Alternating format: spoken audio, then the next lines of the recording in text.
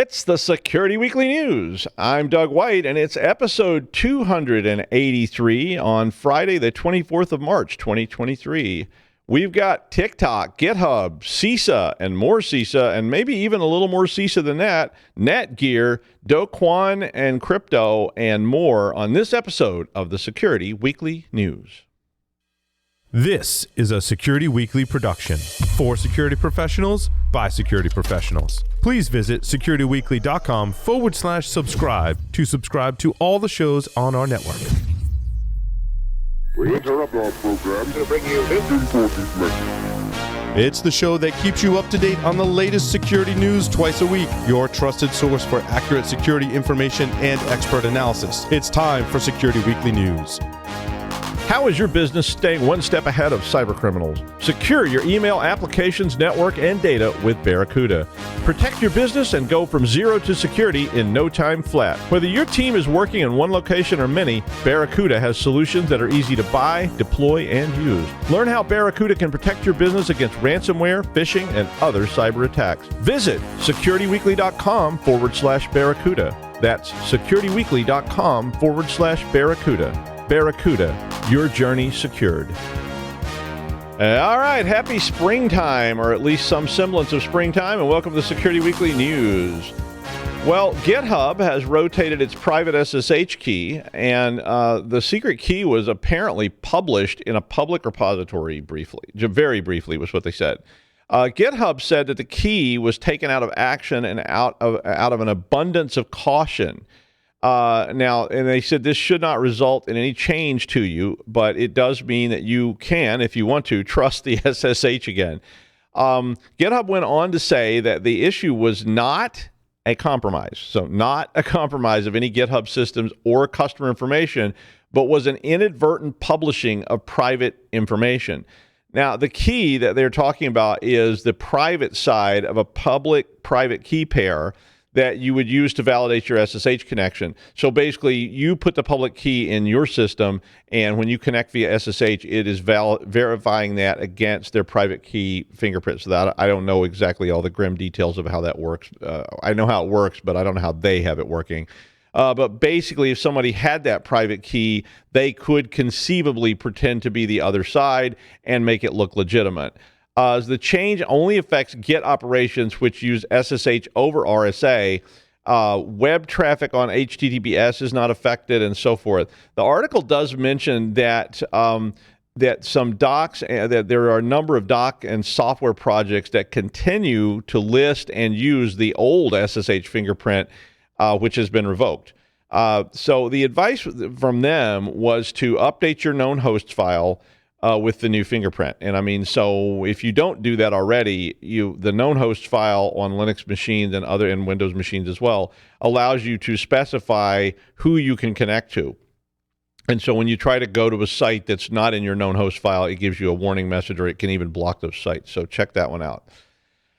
Well, CISA has released a new open source incident response tool which can detect signs of malicious activity in Microsoft Cloud environments. The tool is named the Untitled Goose Tool. It's like, okay, people remember that one. Untitled Goose Tool. I looked it up, and it was developed with Sandia Labs. So that's one of those big government laboratories. Like I used to work at ORNL, which is in Oak Ridge National Laboratory. Sandia is another one. Lawrence Livermore, and there's several scattered around the United States. The tool is a Python-based tool that can dump telemetry info from Azure AD, Azure and Microsoft 365 environments, along with additional information from Microsoft Defender for Endpoint and Defender for Internet of Things. So if you use this tool with the cross-platform Microsoft Cloud Interrogation and Analysis tool, you should probably be able to do a lot of examinations, and they list all the different kind of things you can do in this article, but you can do a lot of examinations which can allow you to export and review Active Directory, sign and audit logs, etc., so that you can start to develop sort of SOC-type monitoring for these cloud-based environments. So, and again, there are tools like this already, but this is a free tool. So they're trying to make these things available to, city, state, local government entities that maybe don't have the budget to go out and buy more sophisticated tools to do this very same kind of thing. CISA released the divider tool. earlier this month, which helps to map activity, the MITRE attack framework. I think I got the name of that wrong. It's good to I'm really happy to see CISA developing these tools, though, and making them available for free, because like I say, there's a lot of small business, there's a lot of other people that are using these kind of things like Azure that can't afford to buy expensive solutions. And some of those solutions are very, very expensive, and a lot of schools and things can't afford that.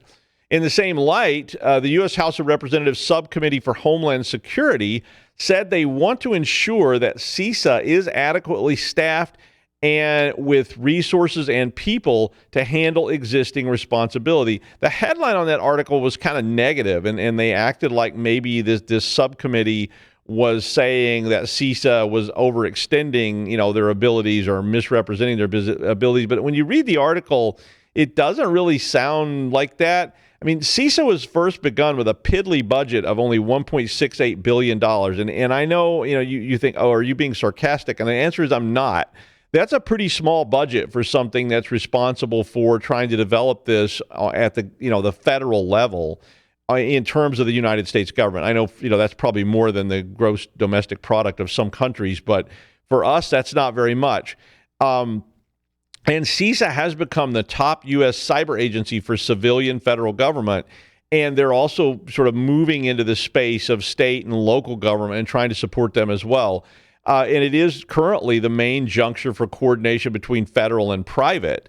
So they really are taking on a pretty big role in this.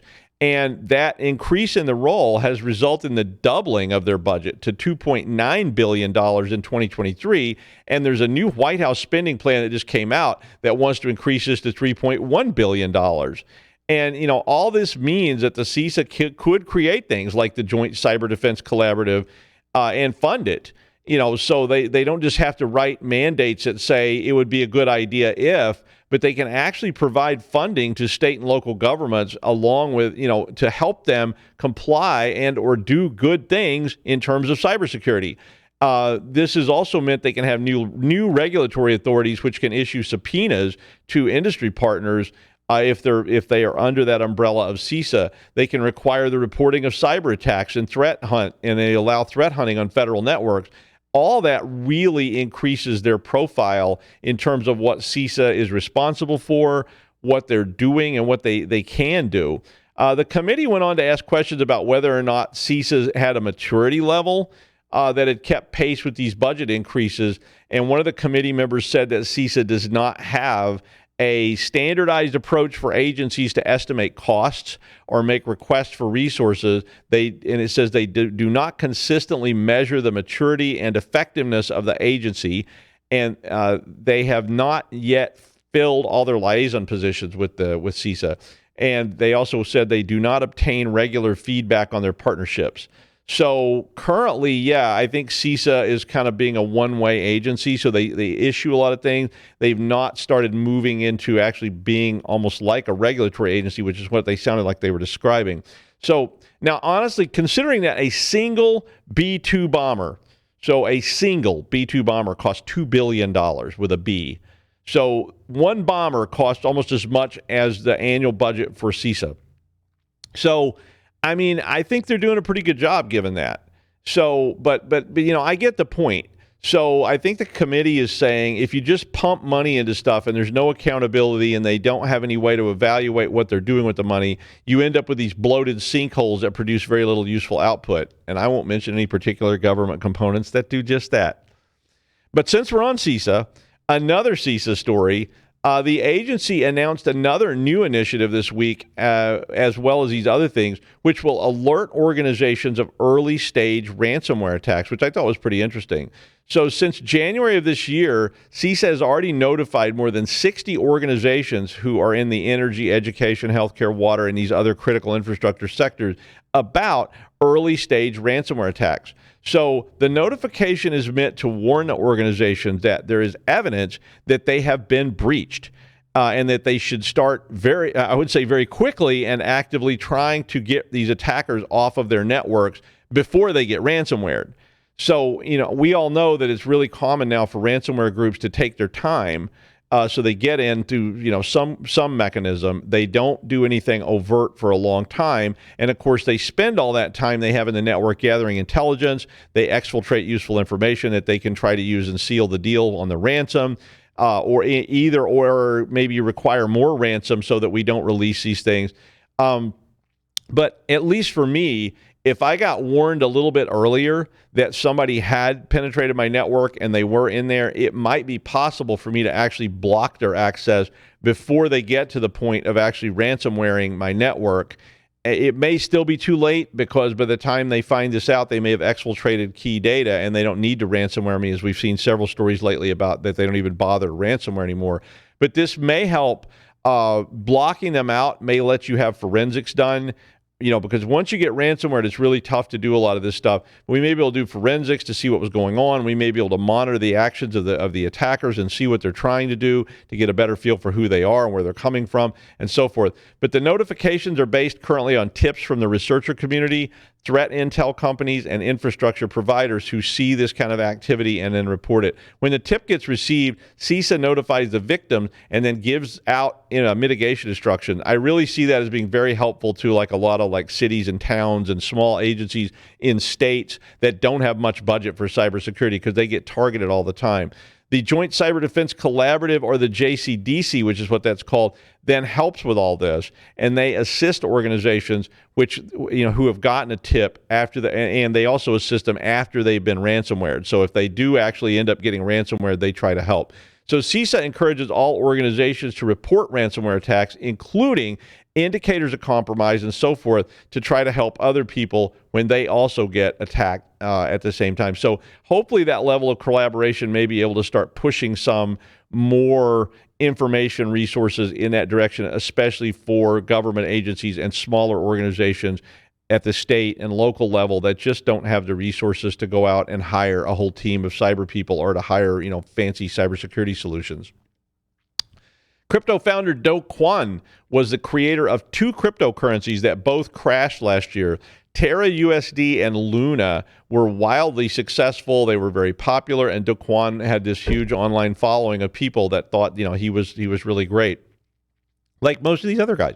But DoKwon went into hiding when this happened and was arrested in Montenegro on Thursday. South Korea had issued the arrest warrant for this very popular crypto entrepreneur back in September of last year. Kwon initially denied he was a fugitive, said he was not running from the law, et cetera, et cetera. It's all the usual stuff, and issued some tweets like that, but then the account went dark. Now, if you don't know where Montenegro is, it's actually it's south of Bosnia-Herzegovina, which I really like to say, Bosnia and Herzegovina, which are on the Adriatic Sea, which if you think about Italy, and most people are pretty familiar with Italy, that side, the eastern side of Italy, so near San Marino and those places, is the Adriatic Sea. And so Bosnia-Herzegovina and Montenegro are across the Adriatic Sea from Italy. Yeah, I think I explained that. So I had written that out so I wouldn't get it all screwed up. But Montenegro is in the Balkans. Albania is south of Montenegro, so it's kind of like Bosnia-Herzegovina and then Montenegro and Albania. I mean, Montenegro always sounds like a place where James Bond parachutes in and like lands on top of a nude statue so they can make some quippy one-liner. At least Roger Moore would have done that. Yeah, Sean Connery would just punch the statue a whole bunch or something like that. But, anyway, as the crypto, as all crypto seems to be spiraling into some dark places, this is just another exchange that has bankrupted out and ended with the founder charged with fraud. The Securities Exchange Commission in the United States then filed complaints against 8 celebrities on Wednesday, accusing them of failing to disclose their compensation for promoting various cryptocurrencies. I mean, all of that has sort of come home to roost with, the fact that a lot of cryptocurrencies are sort of unknown. The security of the idea of the blockchain is very good, but when you don't have any controls or regulations around it, it's pretty much a black hole, and you don't really know if you're giving all your money to someone who's actually, means well, or somebody who's just going to exploit you. So it's definitely on a downward spiral at the moment. Investing in beef jerky and shotgun shells are looking better all the time. And brandy too. I think I'm going to be the weird guy in the weird van that's selling brandy, snake jerky, and home fill shotgun shells after the collapse of civilization. Look for me. I'll be down in the square. Yeah, but I don't take crypto like Elon, whose Tesla's not taking crypto anymore. I guess, or maybe they're taking Ethereum, but they said they would no longer take Bitcoin, so that got them a bunch of grief. Cisco revealed a proof of concept attack in Netgear Orbi routers, which included a command execution vulnerability.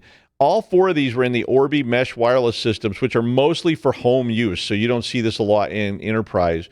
And no, Netgear is a competitor of Cisco, so wasn't it gracious of them to dump all this? But they did, and I mean, part of me is like, yeah, I think you should have dumped it if they didn't do anything about it. But the vulnerabilities are included in both the main router chassis as well as the little satellite connectors that come with it. Talos disclosed the bugs to Netgear back in August of last year. So there's the killing joke. So they did patch 3 of these.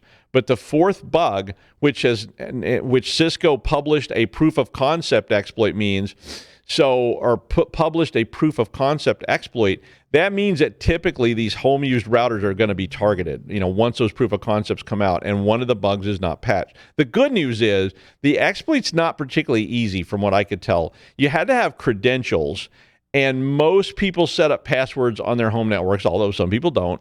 The worst of the flaws have been patched, but if you are running a network and it doesn't have passwords, or you've shared the passwords, like say printing it on a convenient card and sticking it on the bar for patrons to use, that means someone can exploit these. So you need to be sure and patch your Orbis today. And a lot of people do use those, and they do use them either with a published password or with a no password when they put them in public places. So Cisco calls these SOHO devices, so small office, home office. And it sounds like if you do have one, you need to patch it if you haven't, and there's still a hole in it. So be careful with your credentials. Yeah. Well, I was reading this article, so that's just a thread of the week kind of thing. I was reading this article about the FTC, and if you don't know, that's the Federal Trade Commission in the United States. And the Federal Trade Commission is responsible for all these regulations related to, companies and what they sell and how they sell it and so forth. They have a really wide-ranging charge. And this article said that the FTC had been warning app developers that they were going to have impending scrutiny of healthcare apps. And I'm guessing everybody kind of took a big gulp right then. But this is based on a rule they have called the Health Breach Notification Rule. The rule requires that healthcare entities, and so this is all about the healthcare industry, that healthcare entities report any breaches of consumer health information to the FTC. Now, in the past, this rule was there, but they had never actually used it. But very recently, they started taking enforcement actions against, and they took a couple out. One was against a company called GoodRx, and R with a little X after it in the United States means prescription. Now, I don't know if you pronounce it GoodRx or Good Prescription, but that's how it's spelled. So Good Prescription and BetterHelp, which are both healthcare apps. So the CEO of MetricStream said, quote, that the challenge is to allow innovation while also protecting patients. And what they meant by that was that, if you start passing all these rules about how these apps work and what they can do and so forth, and you create a very arduous and expensive process, kind of like how the FDA makes it very difficult to bring drugs to market. And I'm not getting into whether that's a good thing or a bad thing, but it takes a long time and a lot of money to bring a drug to market. And if you do that with apps, it may mean that apps just don't get developed. And HIPAA, so if you don't know HIPAA, it is the Health Insurance Portability and Accountability Act. It's very, very old. And in fact, it was signed into law by U.S. President Bill Clinton in 1996. So, in the previous millennium. So this thing is now decades old. But now there are things that fall under HIPAA that are not even discussed in HIPAA. So apps and digital health operations like telehealth and all this stuff we're seeing now didn't really exist back then. So, just like, you remember that old Telecommunications Act of 1933 that they were using to try to manage the internet until like the late 80s when they suddenly revised some of it? Yeah, HIPAA's a little old. It's not as old as the Telecommunications Act of 1933, but it's pretty old. Well, the pandemic kind of steps into this, and it pushed all of us on all sides. I mean, every organization that I know of and every place I work for, got told everyone's going to work from home. So, IT, networking, security, you all need to accommodate all this. And everybody needs to be able to access all the resources from home. And they're going to be working on a keyboard covered in baby barf, grape jelly, and oh yeah, the 6-year-old also used it to download bootleg episodes of Russian ripoffs of Sesame Street while mommy's working, dear. I mean, all that. And well, the customers all went home too. So suddenly you're trying to manage both an anonymous customer base coming in, your users coming in, your high-level security people, your upper management, everybody's sitting at home. And I'm not blaming anybody. And, doctors and dentists and all these health services, they probably the worst of all of this. I mean, my mother was sick when all this was going on, and I saw what the hospital was like. I mean, not only did doctors have to keep working, but they had to try and limit contact even in a pretty contact-heavy profession, right? I mean, if your dentist can talk you through a do-it-yourself filling in your living room, they might have done that, but I don't think that would be a good idea. That whole self-surgery trend didn't turn out very well. But, even before the pandemic, healthcare providers were rapidly expanding into digital space. I mean, some of these healthcare providers fought so hard to hang on to the old fill this out on the clipboard stuff, front and back, sign it all and write your social security number in the upper corner and then sign into the doctor's office with your social security number and so on and so forth. They brought it back up. I mean, they went off in this direction and the pandemic pushed them even more rapidly. So suddenly, instead of that old clipboard, you were signing in on a kiosk or a website. You're using your phone with an app in the car to sign in. And then, I went to the doctor during the pandemic just for a regular thing. And they had me in my car talking to the doctor over my phone. And they talked to me on Zoom. And I never got out of the car. The doctor was like, well, have you done this? You have this? Or is any blood coming out of anything? No, you're good. Okay, well, let's just call it a day. And then they all moved into these, what I would call sometimes full-blown, but sometimes hastily developed apps for everything from just scheduling. I know my doctor went from, the old-fashioned world of I call them and say I need an appointment to if you call them now, you get a recording that says, please go to our app at www.yourdoctor.com. And you can set up a schedule. And it's very convenient. I mean, I'm not complaining about it. And I'm not, your kids today with your apps. I mean, I like it. But it really changed the way this worked. And suddenly, like the diagnostic stuff that they did at your annual physical or whatever is all posted on this website and so forth. And you log in and look at it instead of meeting with the doctor in person. And it's sort of more like, if you have any questions about these test results, please contact the physician. So here's the thing about the apps that, healthcare has a lot of juicy intel about you, a lot. I mean, they know your height and your weight, right? I mean, some people don't even like that to be known. And you can't even lie because they probably checked it with a scale and made you stand on it and you took your shoes off because you were like, oh, yeah, I've got on my winter clothes. And that probably added a few pounds. Let me remove. Yeah. I don't know if you ever did. I mean, you probably didn't have to do that. Not that I ever did that. But, but as they switched over to these digital platforms, pretty soon there's going to be whole generations of people whose entire medical history from the moment they were born up until right this instant is going to be in that electronic file. So every injection they received, every time they got the flu, every time, like my daughter got pneumonia when she was like 2 years old. And, that's going to be in that file. Now, if you look at my file, it probably starts, about a long time, I don't know how far back those electronic records go, but, my earlier records from pre-2000 were all on, sheets of paper in filing cabinets somewhere. But this stuff's valuable. I mean, your name, your age, your birthday, it's all valuable. And I don't even mean for cons and thugs and hacks and all this stuff. I'm talking about marketing, insurance, and all this kind of stuff. And I mean, and if you think marketing companies and insurance companies don't want to know that you have high blood pressure or that you suffer from guinea worms, and Google that, I dare you. don't Google that. But I mean, you're naive if you think they don't want that. I mean, the insurance companies want everything they can get. Marketers want everything they can get. I mean, imagine if marketeers, which is what I call them, could get hold of your height and weight. Well, that alone is called your body mass index. And, of course, your insurer would like that as well. And then maybe your marketing people sell that to your insurer. I mean, BMI is kind of stupid, and a lot of people, laugh at it because they always go, I got more muscle than fat, and that makes my BMI wrong. That's my excuse, and I'm sticking to it.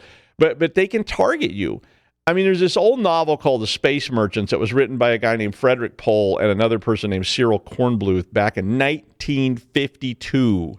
And the tagline from this novel, I looked it up again, in a vastly overpopulated world, businesses have taken the place of governments and now hold political power.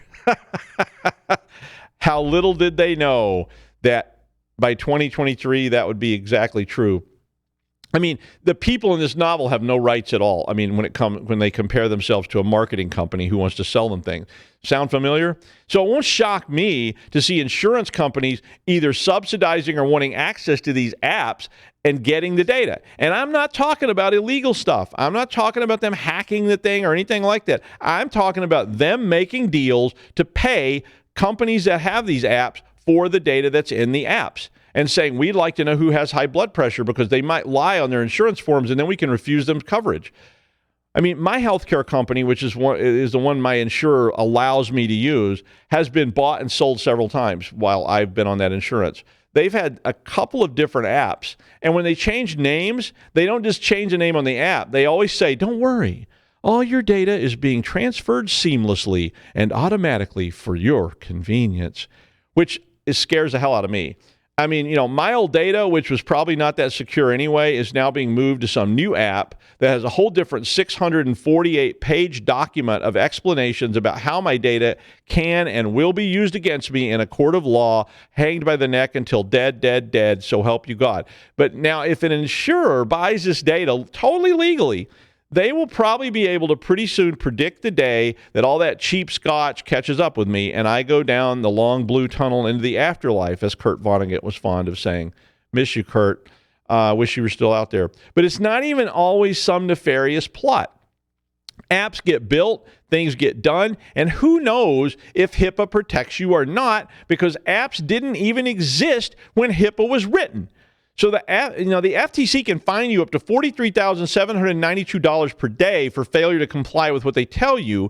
It sounds like a lot to me, but I assure you somebody at that insurance company is calculating how much the fines cost versus how much money they make by violating this, in the gray area. They're not going to commit crimes, but there's a lot of gray area in there. And if the FTC suddenly says, we're going to fine you, and they say, oh, yeah, well, the fines amount to $3,416, but the amount of money we made with this data is going to save us $60 million a week. Okay, they'll do that. I've worked for companies that did that. They sit there and they assess it, and they look at it, and they go, what are the court costs? The famous Pinto case. Was it a Pinto? Yeah, the Ford Pinto, if people hit it from in the back, it would explode. And Ford, infamously, it's a classic business case. Ford computed the cost of just paying off the people who were killed and maimed versus recalling the car, and decided it was cheaper just to pay them off.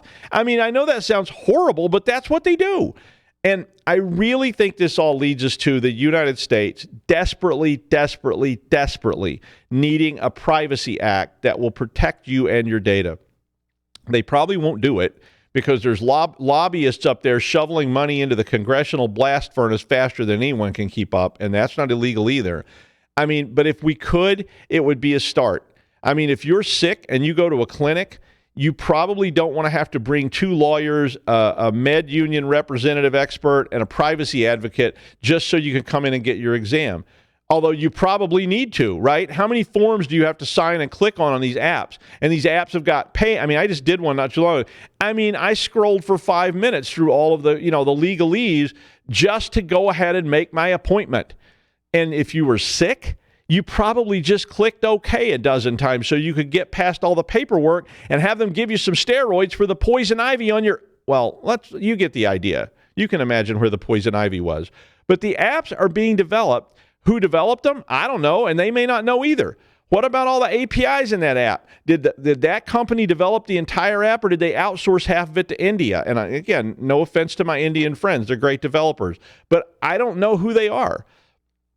Is there any possibility the $1 billion or so that all that data is going to be worth might make these apps include ways to sell that data to third parties like, say, Meta or Google or even Banco de Panama, who might want to make you a loan to pay for all that quality medical care in the United States that your insurance refuses to cover?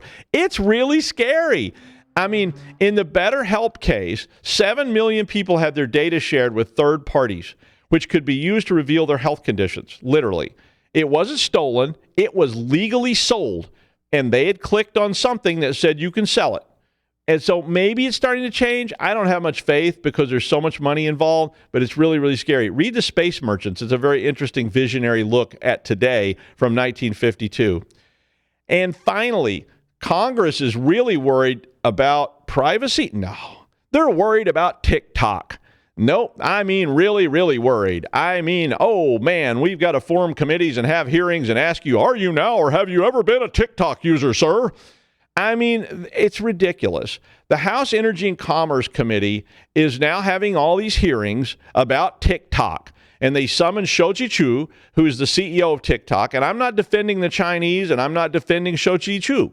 There's some scary stuff in his comments. But, I mean, there was these amazing comments by people like Representative Richard Hudson, who asked, does TikTok access the home Wi-Fi network? Chu said, after a bunch of repeated, like, what? Because I don't think Mr. Chu understood what he was being asked because it's so naive. He's like, well, I guess it would have to. I mean, it is an internet app. And I don't think the representative knew very much about how the internet actually works.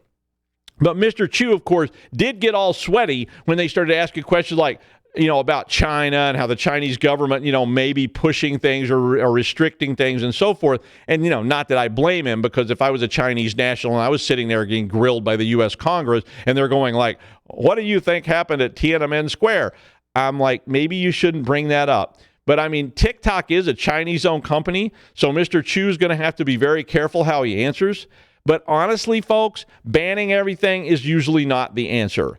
I mean, you can ban TikTok, and they will. They have, and they will continue to have hearings and continue to press.